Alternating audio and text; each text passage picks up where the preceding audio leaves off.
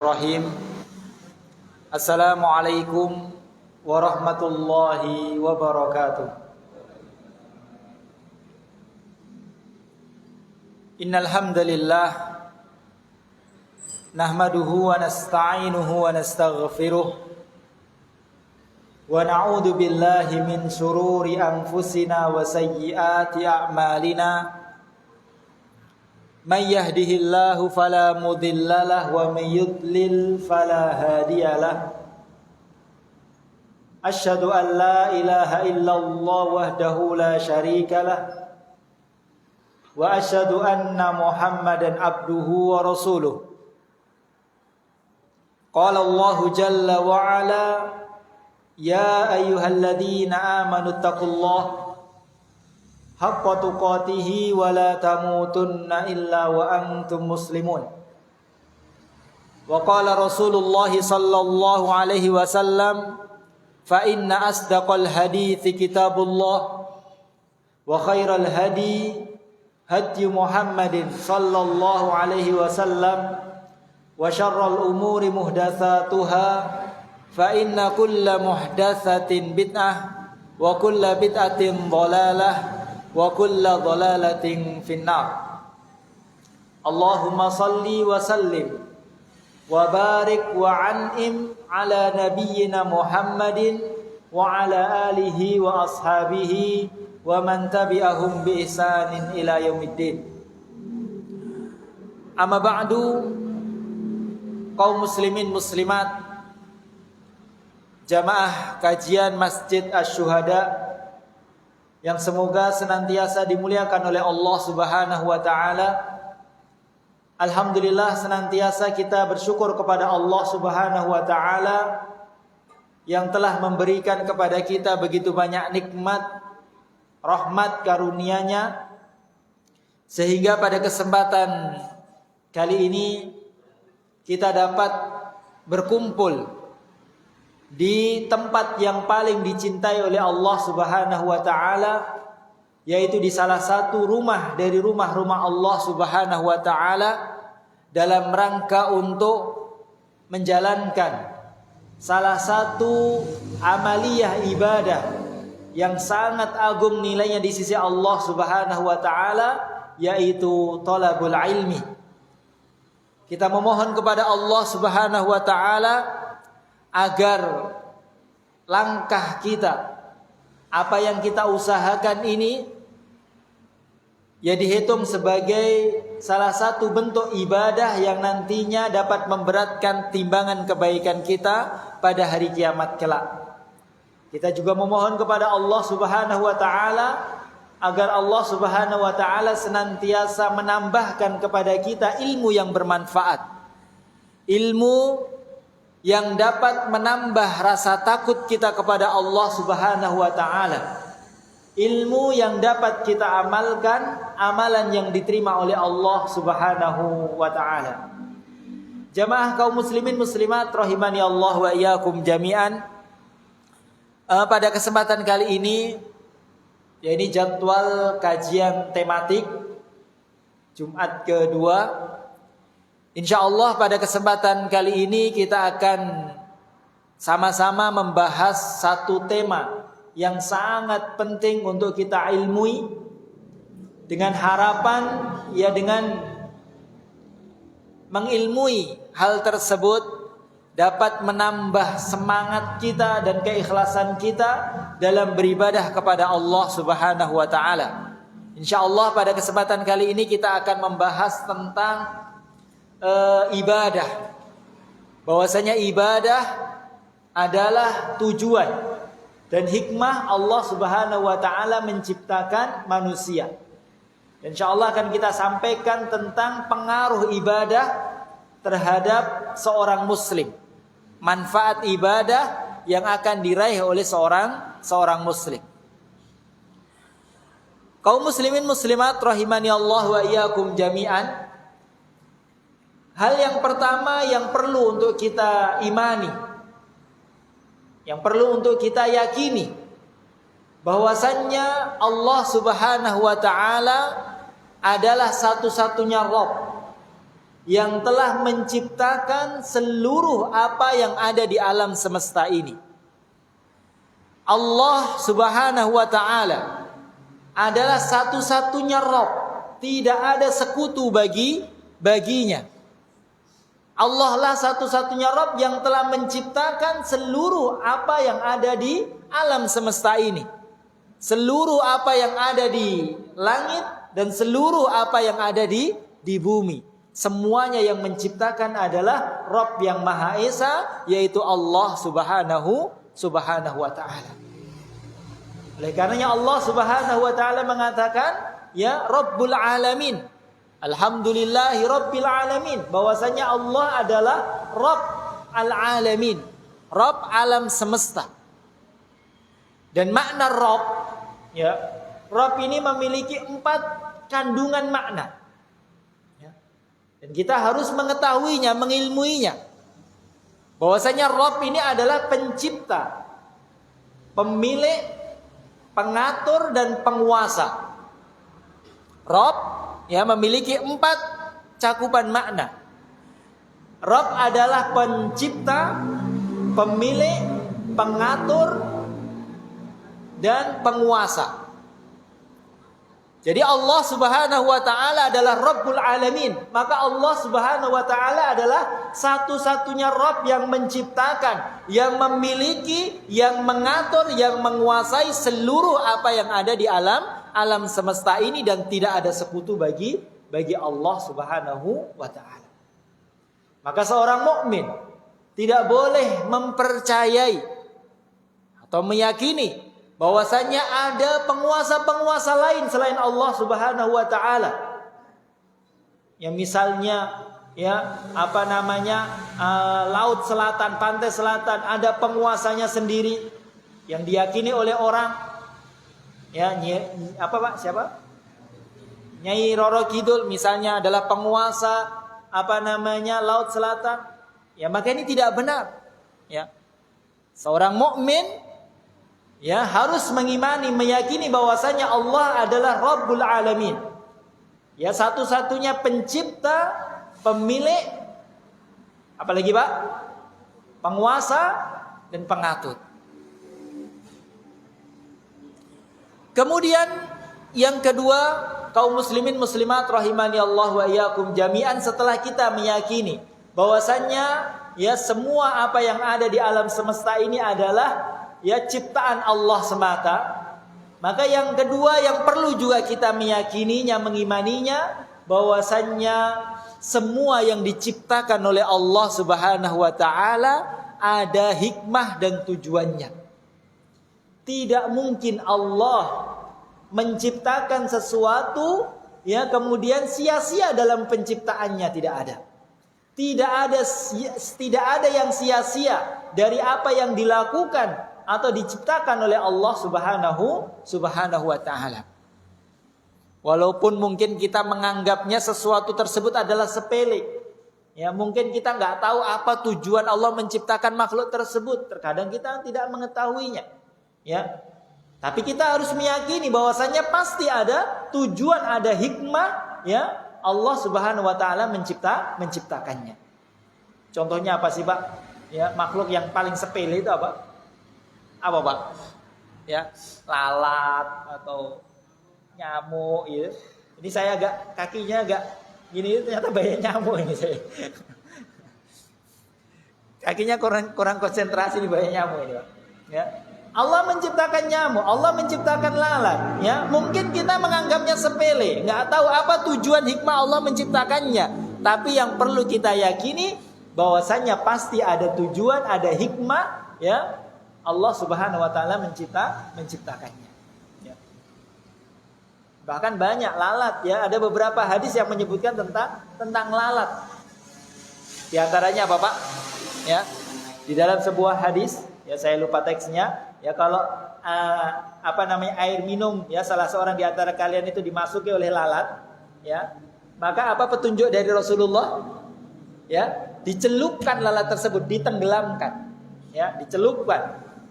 Kemudian setelah dicelupkan, bukan dibuang airnya, tapi ya tetap diminum, dibuang lalatnya diminum.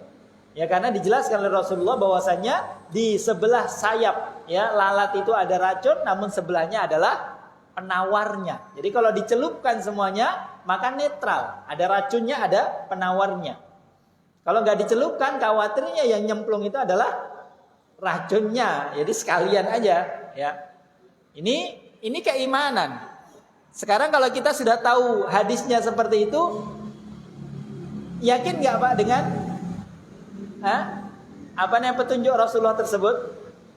Yakin ya. Nanti kalau ada minum, ada kopi, teh, ada lalatnya, jangan dibuang, ya, celupkan.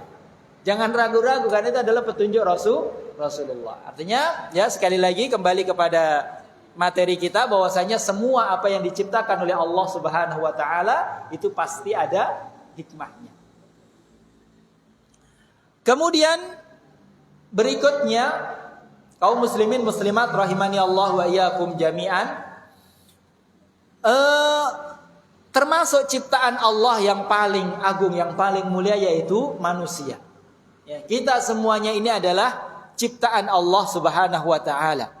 Kita semuanya adalah milik Allah, ya. Kita semuanya telah diatur dan dikuasai oleh Allah Subhanahu wa taala. Sekarang pertanyaannya, apa tujuan dan hikmah Allah Subhanahu wa taala menciptakan kita manusia ini? Kita selaku manusia, sebagai manusia harus mengetahui, ya, mengapa Allah menciptakan kita ke dunia ini. Ya, harus tahu. Kemudian setelah tahu tujuan dan hikmah Allah menciptakan kita, maka kita berusaha mewujudkan, merealisasikan yang menjadi tujuan dan hikmah Allah menciptakan kita. Apa tujuannya, Pak? Allah menciptakan kita? Ya. Tujuannya apa? Ya, dijelaskan oleh Allah Subhanahu wa taala dalam surat Adz-Dzariyat. Ayat yang mungkin sering kita dengar. Bahwasanya Allah Subhanahu wa taala berfirman, "Wa ma khalaqatul jinna wal insa illa liya'budun." Kata Allah Subhanahu wa taala, dan tidaklah aku ciptakan jin dan manusia kecuali agar mereka beribadah kepadaku. Jadi tujuan Allah menciptakan manusia agar manusia ini beribadah kepada Allah Subhanahu wa taala. Jadi ibadah yang menjadi tujuan dan hikmah Allah Subhanahu wa taala menciptakan kita semuanya. Oleh karena itu, ya, kita harus meyakini, menyadari, ya, bahwasanya kita ada di dunia ini hanya untuk beribadah kepada Allah. Ya, kemudian nanti kita akan kembali kepada Allah Subhanahu wa taala. Ya. Jadi kita ada di dunia ini ya untuk beribadah, untuk beramal soleh. Kemudian nanti kita akan kembali kepada Allah Subhanahu wa taala. Dan ibadah, ya, sering kita mendengar kata ibadah. Namun mungkin, ya, ada yang sebagian belum mengetahui apa yang dimaksud dengan ibadah itu. Ibadah ini apa, Pak? Ya, ibadah itu apa? Jadi ibadah itu, ya, bukan sekedar, ya, sholat, sedekah, haji, zakat, puasa, tidak hanya sekedar rukun Islam yang 5. Tapi ibadah cakupannya sangat luas. Dikatakan oleh Syekhul Islam Ibnu Taimiyah bahwasanya beliau mengatakan al-ibadatu ismun jami'un likulli ma yuhibbuhu Allah wa yardah minal aqwali wal af'ali adh-dhahirah wal batinah. Beliau mengatakan bahwasanya ibadah adalah, ya, nama yang mencakup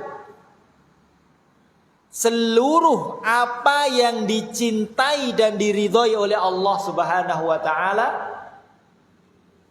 baik itu perkataan maupun perbuatan, yang nampak maupun yang tidak nampak. Ini adalah ibadah. Jadi ibadah semua hal yang dicintai dan diridhai oleh Allah Subhanahu wa taala. Entah itu ucapan, perbuatan, entah itu ucapan atau perbuatan zahir yang nampak maupun perbuatan atau ucapan hati. Ya. Makanya ibadah ada ibadah yang anggota badan, ada ibadah hati. Ibadah zahir, ibadah batin. Dan ibadah batin, ibadah hati ini lebih utama, lebih mulia dan lebih agung nilainya di sisi Allah daripada ibadah zahir. Ya. Kita berzikir kepada Allah, astagfirullah, astagfirullah, alhamdulillah, ya. Allah senang atau tidak, suka atau tidak? Suka. Maka ibadah. Kita senyum kepada orang lain, ya. Allah senang atau tidak? Senang, ya. Seseorang menampakkan wajah yang ceria, wajah yang manis kepada orang lain, ya. Ini sesuatu yang dicintai dan diridhai oleh Allah. Maka orang yang senyum kepada orang lain, ya, itu adalah ibadah. Dia sedang beribadah. Kita duduk di masjid ini, ya. Saya menyampaikan ayat-ayat Al-Quran, menyampaikan hadis-hadis Rasulullah. Ya, kemudian ya jamaah ya mendengarkan, ya, mencatat, menghafalkan. Ya. Allah senang atau tidak? Senang. Ya. Maka ya apa yang kita kerjakan ini adalah ibadah kepada Allah Subhanahu wa ta'ala. Jadi ibadah memiliki cakupan yang sangat luas. Kemudian kaum muslimin muslimat rahimani Allah wa iyyakum jami'an. Poin berikutnya, setelah kita mengetahui bahwasannya Allah Subhanahu wa taala menciptakan kita dengan hikmah atau tujuan agar kita beribadah kepadanya, maka yang perlu diyakini dan perlu disadari bahwasannya tatkala Allah memerintahkan kita untuk beribadah kepadanya, bukan berarti bahwasannya Allah Subhanahu wa taala butuh kepada kita. Jangan pernah kita menyangka, ya, bahwasannya Allah itu butuh kepada kita, butuh terhadap ibadah kita, tidak. Memang Allah memerintahkan kita agar kita beribadah. Tapi bukan berarti Allah itu butuh kepada ibadah kita. Ini berbeda halnya dengan manusia kalau memerintahkan orang lain. Ya. Kalau ya orang tua memerintahkan anaknya, maka di situ ada sesuatu yang dibutuhkan oleh orang tua. Ya. Orang lain memerintahkan orang lain suatu hal, ya berarti orang yang memerintahkan itu butuh kepada ya orang yang diperintahkan. Tapi tidak dengan Allah Subhanahu wa taala. Allah Subhanahu wa taala menjelaskan di dalam hadits qudsi, ya, bahwasanya Allah Subhanahu wa taala mengatakan, "Ya bena Adam, lau anna awwalakum wa akhirakum wa insakum wa jinnakum kanu ala atqa qalbi rajulin wahidin minkum ma zada dzalika fi mulki syai'a." Kata Allah, wahai manusia, manusia yang paling awal sampai manusia yang paling terakhir, dari Nabiullah Adam alaihissalam sampai manusia terakhir, dari bangsa manusia atau bangsa jin semuanya, jika mereka semuanya, semua manusia, semua jin, Allah perintahkan untuk beribadah, namun tidak ada satupun yang mau beribadah kepada Allah. Bahkan semuanya itu memiliki hati seperti hatinya orang yang paling jelek di antara kalian. Siapa Pak orang yang paling jelek? Kira-kira siapa? Fir'aun mungkin ya. Jika semua manusia itu seperti Fir'aun, semuanya, ya, Maka kata Allah, mana qasadzalika fi mulki syai'a. Yang demikian itu tidaklah mengurangi sedikit pun kekuasaan Allah Subhanahu wa taala. Jadi kalau Allah perintahkan kita untuk beribadah, kemudian kita nggak ada yang mau beribadah, Allah rugi nggak, Pak? Allah rugi nggak? Nggak rugi sama sekali. Allah nggak rugi, kalaupun nggak ada yang bersujud kepada Allah, ya, nggak ada yang taat kepada Allah, ya sedikit pun, ya tidak merugikan Allah Subhanahu wa taala. Sedikit pun tidak mengurangi kebesaran dan kekuasaan Allah Subhanahu wa taala. Sebaliknya, ya, lau anna awwalakum wa akhirakum wa insakum wa jinnakum kanu ala atqa qalbi rajulin wahidin minkum ma zada dzalika fi mulki syai'a. Sebaliknya, jika semua manusia dan jin semuanya memiliki hati seperti hatinya orang yang paling baik di antara kalian. Siapa, Pak? Ya mungkin Nabi Muhammad, Nabi kita Muhammad, ya sallallahu alaihi wasallam, ya. Mungkin jika seandainya semua manusia itu seperti Nabi kita Muhammad sallallahu alaihi wasallam, semuanya taat, semuanya tunduk patuh kepada Allah, maka kata Allah, yang demikian itu tidaklah menambah sedikit pun kebesaran dan kekuasaan Allah Subhanahu wa taala. Ya. Karena ya ibadah, ya, yang kita lakukan, ya, manfaatnya akan kembali kepada kita masing-masing, bukan kembali kepada Allah Subhanahu wa taala. Ini mungkin berbeda dengan raja, ya. Kalau raja kemudian prajuritnya, anak buahnya banyak, semuanya taat, semuanya patuh kepada raja tersebut, ya. Berarti ya menambah kekuasaan, menambah kekuatan raja tersebut. Iya enggak, Pak? Ya. Sebaliknya kalau raja punya anak buah tapi nggak ada yang nurut, nggak ada yang taat, semuanya membangkang, merugikan rajanya atau enggak? Iya. Tapi tidak untuk Allah Subhanahu wa taala. Mau manusia beribadah, mau manusia tidak beribadah, ya tidak ada untung dan ruginya bagi Allah Subhanahu wa taala, karena ibadah yang kita kerjakan kembalinya kepada diri kita masing-masing. Ya. Allah memberikan kebebasan, kita mau beribadah atau tidak. Ya, kita mau mengambil jalan yang benar atau mengambil jalan yang salah, ya Allah berikan kebebasan. Tapi ingat, nanti di akhirat semuanya ada balasannya, semuanya ada konsekuensinya. Allah mengatakan, "Wa may ya'mal mithqala dzarratin khairan yarah."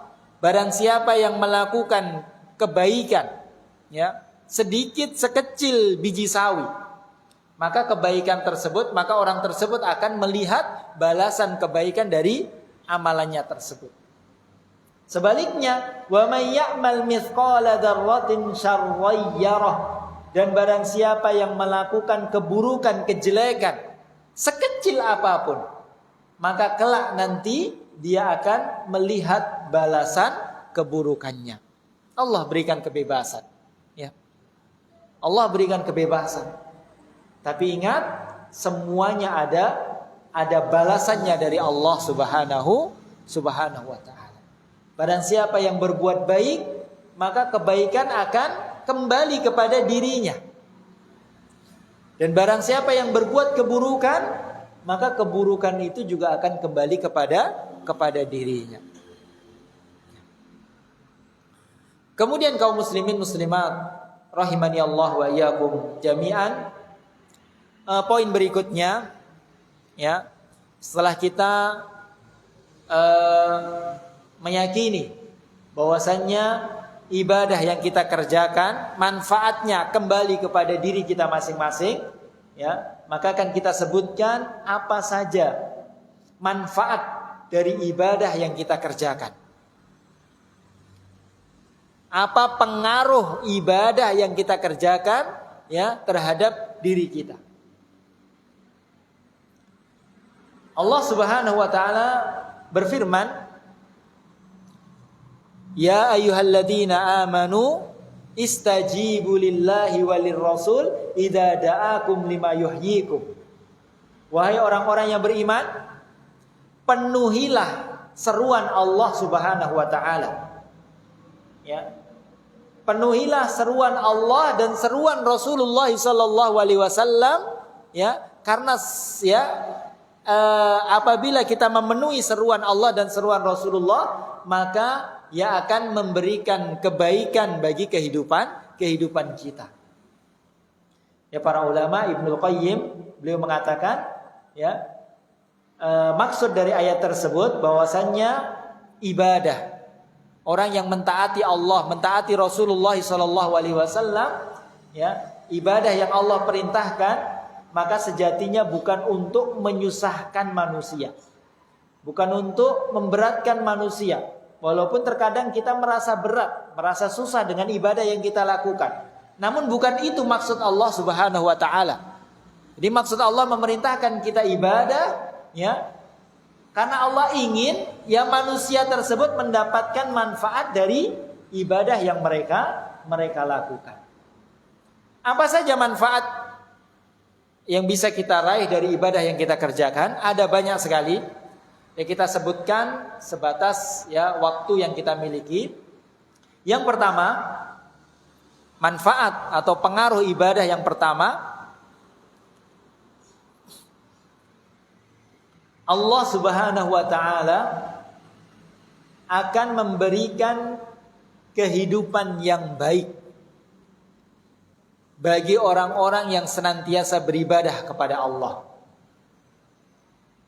Jadi orang yang senantiasa rajin beribadah kepada Allah, maka Allah akan berikan kepadanya kehidupan yang baik.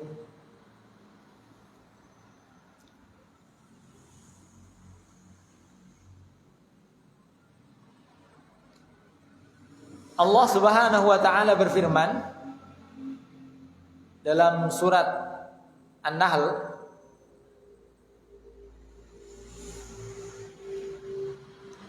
Allah berfirman, "Man 'amila salihan min dzakarin aw untha." Dalam surat An-Nahl ayat yang ke-97. Man 'amila salihan min dzakarin aw untha wa huwa mu'minun falanuhyiyannahu hayatan thayyibah wa lanajziyannahum ajrahum bi ahsani ma kanu ya'malun. Kata Allah Subhanahu wa taala, barang siapa yang beramal soleh. Beramal soleh ini beribadah kepada Allah, menjalankan perintah-perintah Allah, menjauhi larangan-larangan Allah, ya.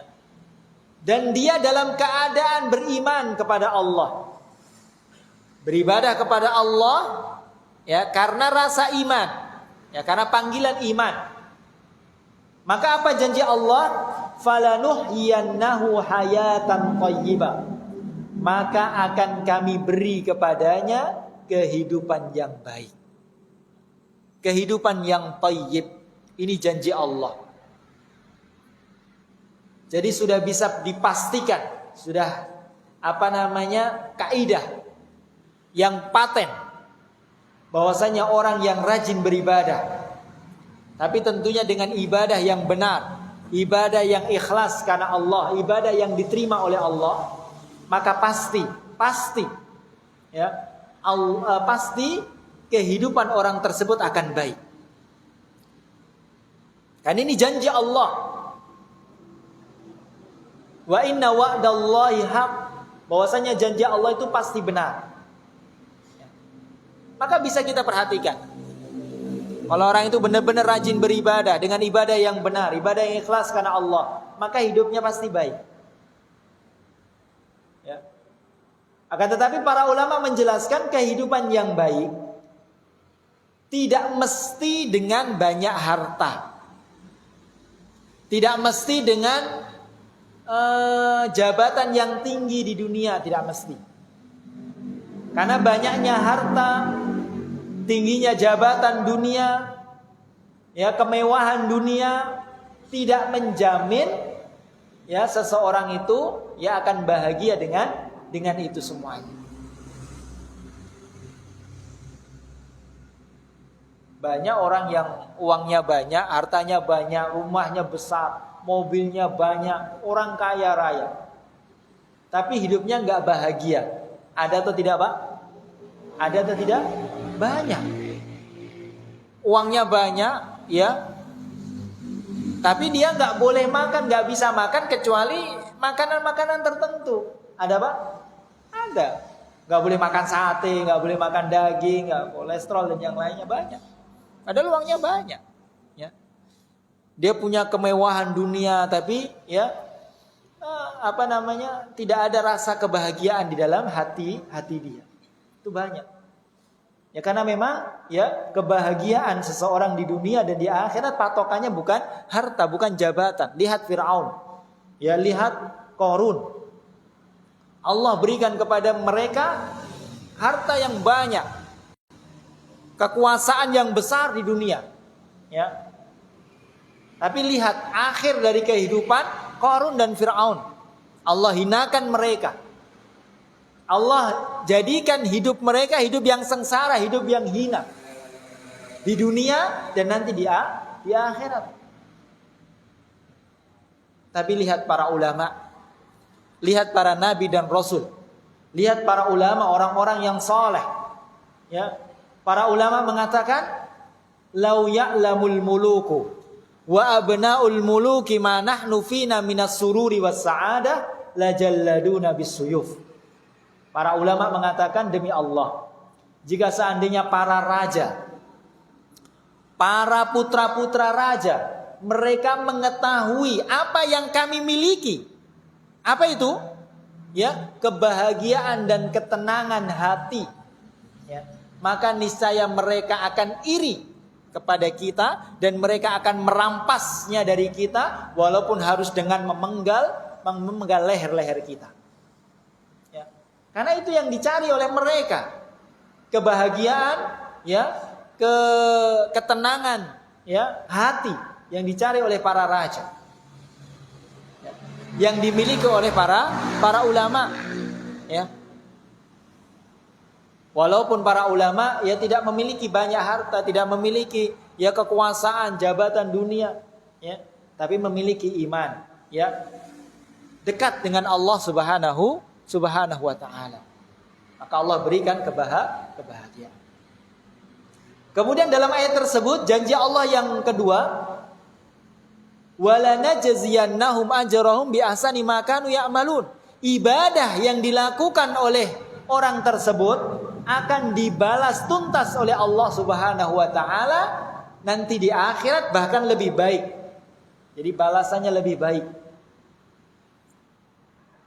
Kita sholat, ya, sehari 5 kali, belum lagi sholat sunnah, puasa, sedekah, zakat dan yang lainnya, baca Al-Quran, duduk di masjid, ya. Mungkin sekarang kita belum bisa mendapatkan manfaat dari apa yang kita kerjakan, namun yakin nanti di akhirat semuanya akan dibalas oleh Allah Subhanahu wa taala.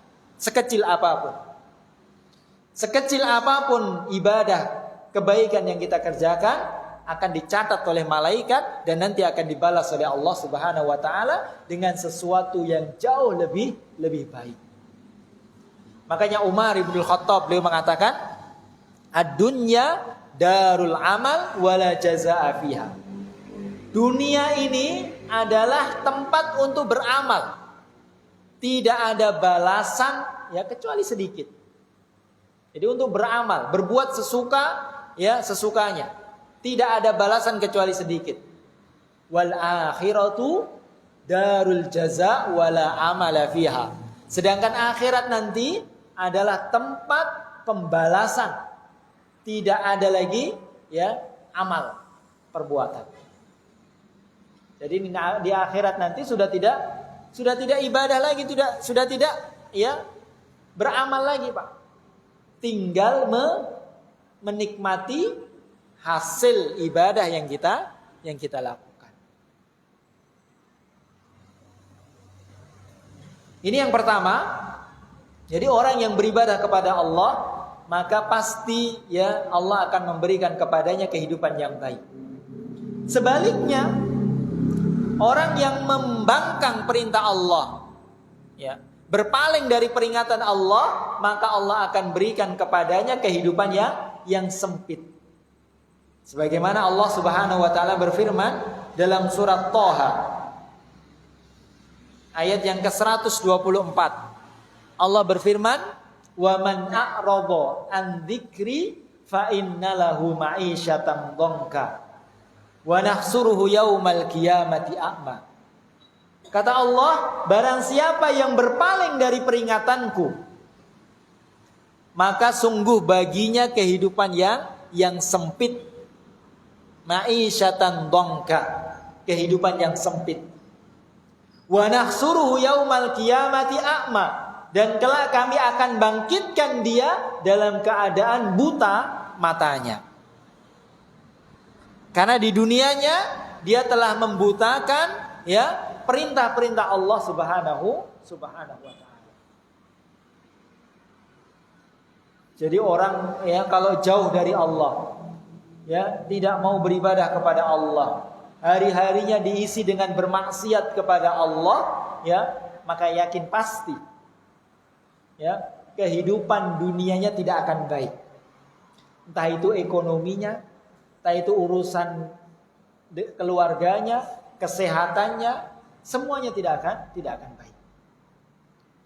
Ya tidak akan baik, sempit kehidupannya. Itu di dunia. Terlebih lagi nanti di akhirat. Wa na'udzubillah min dzalik. Kemudian yang kedua, kaum muslimin muslimat rahimani Allah wa iyyakum jami'an. Manfaat dari ibadah yang kita kerjakan yang kedua, orang yang senantiasa beribadah kepada Allah, maka Allah akan mudahkan seluruh urusannya. Allah akan berikan jalan keluar, solusi dari semua masalah yang dia hadapi. Allah akan berikan kepadanya rizki dari arah yang tidak pernah dia sangka-sangka. Sebagaimana Allah Subhanahu wa taala jelaskan dalam surat At-Talaq ayat yang kedua, 3 dan 4. Surat At-Talaq, Allah berfirman, "Wa may yattaqillaha yaj'al lahu makhraja wa yarzuquhu min haitsu la yahtasib." Barang siapa yang bertakwa kepada Allah. Bertakwa yaitu beribadah, menjalankan perintah-perintah Allah, menjauhi larangan-larangannya, maka akan Allah berikan jalan keluar dari semua masalah yang dia hadapi. Wa yarzuquhu min haitsu la yahtasib, dan Allah akan memberikan kepadanya rizki dari arah yang tidak pernah dia sangka-sangka. Semua masalah, entah itu masalah ekonomi, masalah keluarga, masalah ya semuanya, kesehatan dan yang lainnya, ya maka solusinya dekatkan diri kepada Allah Subhanahu wa taala. Ya. Kita punya hutang gak kunjung lunas-lunas, kita punya penyakit gak kunjung sembuh-sembuh, ya kita menikah berusaha memiliki anak tapi tidak kunjung memiliki anak, atau masalah-masalah yang lainnya, ya maka dekatkan diri kepada Allah, introspeksi diri, takwa kepada Allah, ya maka Allah akan berikan jalan keluar. Ini janji Allah. Lihat contohnya Nabiullah Yunus alaihissalam. Nabi Yunus alaihissalam, ya, beliau ditimpa dengan satu kesulitan. Apa itu, Pak? Ditelan oleh ikan. Ya, dibawa oleh ikan ke dasar lautan di malam hari. Maka Allah mengatakan bahwasanya Nabi Yunus ini mendapatkan kegelapan, banyak kegelapan. Kegelapan di perut ikan, dasar lautan di malam hari. Siapa yang mau menolong, Pak, kira-kira? Siapa yang menolong? Gak ada yang bisa menolong. Dibawa ikan di lautan. Laut luas, ya. Gak ada yang bisa menolong. Tapi selamat atau tidak? Selamat. Karena apa? Mendekatkan diri kepada Allah, memohon pertolongan kepada kepada Allah Subhanahu wa taala. Ya. Kalau dinalar teori nggak akan selamat. Lihat Nabi Zakaria alaihissalam. Nabi Zakaria alaihissalam ya punya satu keinginan, satu masalah ya, yaitu tidak memiliki anak. Punya keinginan untuk memiliki anak. Tapi punya masalah, apa masalahnya? Istrinya ya mandul. Dan beliau sudah berumur tua. Kalau secara teori nggak akan bisa memiliki anak. Secara teori, istrinya mandul dan beliau sudah tua renta. Tapi punya anak atau tidak? Punya anak, Yahya alaihissalam. Kenapa? Ya, mendekatkan diri kepada Allah Subhanahu wa taala, berdoa kepada Allah Subhanahu wa taala. Bahwasanya Allah tadi Rabbul Alamin. Ya, Rabbul Alamin. Lihat Nabi Ayyub alaihissalam. Nabi Ayyub alaihissalam ditimpa dengan satu kesulitan yang sangat berat, yaitu penyakit kulit yang bertahun-tahun beliau alami. Hartanya habis, keluarganya pergi meninggalkan beliau. Tapi ternyata Allah sembuhkan beliau, Allah kembalikan keluarganya, Allah kembalikan semua hartanya, bahkan lebih banyak daripada sebelumnya. Kenapa? Mendekatkan diri kepada Allah Subhanahu wa taala. Bahwasanya Allah adalah solusi. Ya, mendekatkan diri kepada Allah, beribadah kepada Allah, bertakwa kepada Allah adalah solusi untuk seluruh masalah problematika yang kita hadapi. Bisa Pak ya? Baik. Mungkin ini yang bisa kita sampaikan. Jadi dua ya keutamaan, bukan hanya dua ya, tapi banyak sekali. Tapi ya kita sebutkan hanya dua karena sesuai dengan ya waktu kita. Ya, semoga yang kita sampaikan ini yang sedikit ini sekali lagi semoga dapat menambah semangat kita dalam beribadah kepada Allah dan menjadikan ibadah kita ini semakin ikhlas mengharap apa yang ada di sisi Allah Subhanahu wa taala. Subhanakallahumma bihamdika asyhadu an la ilaha illa anta astaghfiruka wa atubu ilaik. Wassalamualaikum warahmatullahi wabarakatuh.